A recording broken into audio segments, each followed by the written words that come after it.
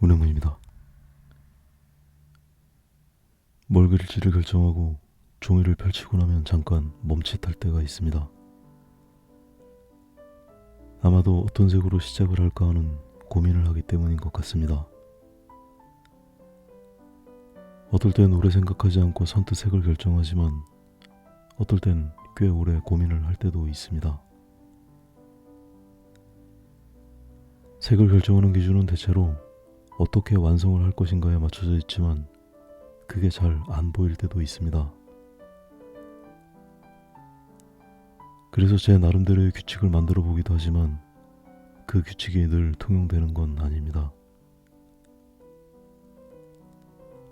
그림을 규칙으로 정해둘 수 있는 영역은 그다지 많지 않은 것 같습니다. 모든 사람이 그렇게 그리는 건 아니지만 저는 스케치와 밑색을 완성된 그림의 보색 계열로 시작하는 경우가 많습니다. 물론 보색 계열의 색을 밑색으로 깔아두면 색을 얹어가는 과정이 부담스러울 수는 있지만 폭넓은 색의 전개를 해 나가는 데에는 확실히 도움이 되는 면이 있습니다. 그림이 완성될 때까지 밑색이 어느 정도 남기 때문에 최종적으로 사용하는 색까지 다양한 색의 층을 이루게 됩니다. 비슷한 계열의 색으로 밑색을 깔아두면 덧칠에는 부담이 덜 하겠지만 식별이 되는 색의 층이 얇아져서 단조로운 그림이 될 가능성이 많습니다. 다양한 색이 섞이면서 우연하게 만들어지는 색들도 그림을 다양하게 만드는데 도움이 되기도 합니다. 부분적으로 보면 그림이 지저분해 보이기도 하지만 그림은 전체적인 조화가 훨씬 더 중요한 것 같습니다.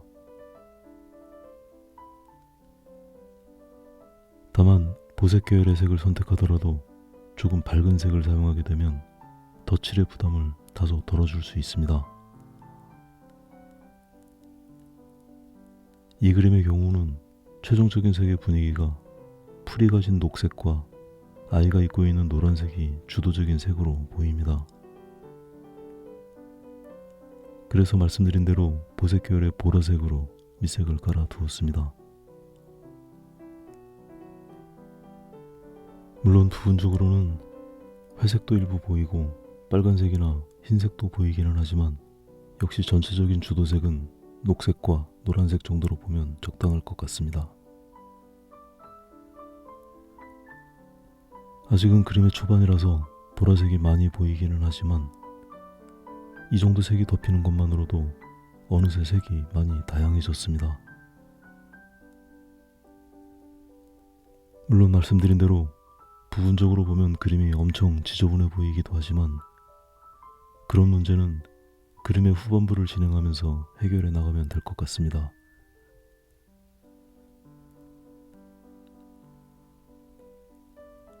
며칠 전에 핀터레스트를 들여다보다가 이 귀여운 소녀를 발견하고 눈길이 머물렀습니다. 이렇게 정지된 장면은 너무 귀엽기만 한 장면 같지만 사실은 너무 웃긴 동영상입니다. 아무도 없는 드넓은 딸기밭에 꼬맹이가 몰래 딸기를 먹고 있는 장면입니다. 이 장면의 앞뒤 장면은 연신 고개를 들어 두리번거리다가 딸기를 따지도 않고 가지에 매달린 채로 정신없이 와구와구 먹고 있는 모습입니다. 그 표정이나 몸짓이 너무 귀엽기도 하고 웃기기도 해서 영상을 연거푸 돌려보면서 한참을 웃었습니다. 아주 짧은 동영상이라서 이 영상 앞뒤로 몇 개의 딸기를 먹었는지는 알 수도 없지만 딸기 맛에 완전히 빠진 모양입니다. 3살이나 됐을지 워낙 작은 체구라서 이렇게 쪼그려 앉으면 멀리서는 보이지도 않을 것 같습니다. 나중에 주인이 발견하더라도 작은 짐승이 한 짓인지 꼬맹이 짓인지 구별도 못할 것 같습니다. 이 동영상을 찍은 사람도 이 귀여운 소녀의 몸짓과 표정이 너무 재미있었던 모양입니다. 그래서 그런지 동영상 제목도 귀여운 소녀가 아니라 웃긴 소녀였습니다.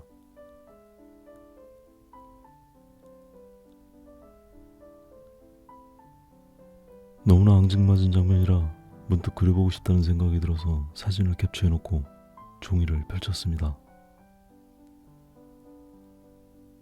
막상 그리려고 봤더니 여러 가지로 그리기 좋은 소재는 아니었습니다. 앞뒤 상황에 대한 설명도 그렇고 구도도 그리 마땅하지가 않아서 이리저리 구도를 재설정해 보았습니다. 주변 설명을 다 하려면 아기의 크기가 너무 작아지는 것도 그렇고 생각보다 좋은 구도가 나오지를 않았습니다. 무엇보다 좁은 길에 대한 설명도 그렇고 딸기밭에 우거진 줄기며 이파리의 표현도 보통 성가신 게 아닙니다.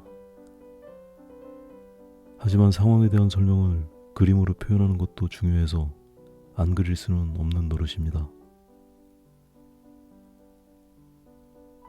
딸기밭을 그리기는 그리되 최대한 간추리는 것에 주력하기로 했습니다.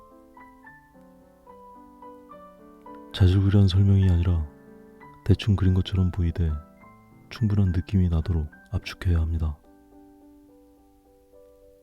핵심적인 이파리들의 모양과 대표적인 색을 추출해냅니다.